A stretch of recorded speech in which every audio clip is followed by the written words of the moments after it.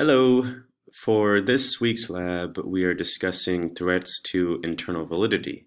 And there are many different types of threats that can affect internal validity, but one of those threats that I wanted to discuss was selection bias. So before talking about selection bias, I wanted to go over what even is internal validity.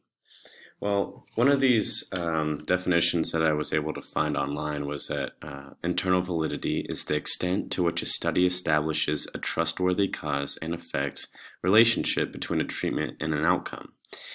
In other words, basically, you have high internal validity within your research as long as you're able to prove that changes in the dependent variable were due to the independent variables. If you have a high internal validity, this also means that your research has not been affected by what are known as confounding variables or outside variables. So what is a confounding variable?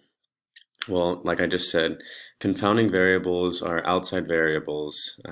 They may have an effect on the outcome of one's research, and usually these may be hard to find if you're not actually looking for them. I wanted to use a weight gain example that I found online. One example was that if, say for example, you're trying to research if eating and not exercising has a correlation to gaining weight.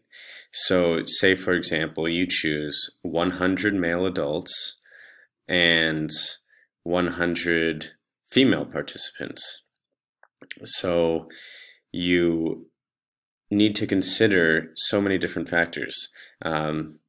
You have considered gender by including the same number of males and females. However, what if you have 100 male adults and then 100 females ranging from adolescents to seniors? Age, in this case, for this specific example, would be a confounding variable because when it comes to weight gain, age definitely has an effect.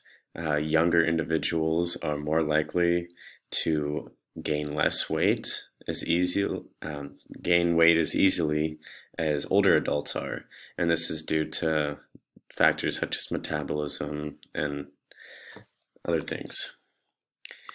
So going into selection bias and how this is a threat to internal validity. So what is selection bias? Selection bias is choosing a sample size for your research based on personal preferences or convenience. A couple of weeks ago, we had to read or listen to a podcast on how females have been disproportionately included in research. And one example she brought up was car manufacturers with the safety dummies when they're testing car accidents. So in the past, females have not been included in these studies. All the anatomy has been based off males, which has led to females now being more likely to die or become injured when being in a car accident. So how can we eliminate this selection bias during research? Well, one great way to eliminate selection bias is to randomly choose participants.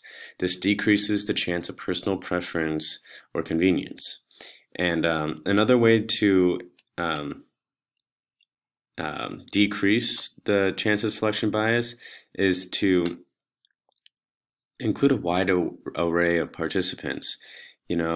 Choose people with different backgrounds, ethnicities, race, religion, age, class.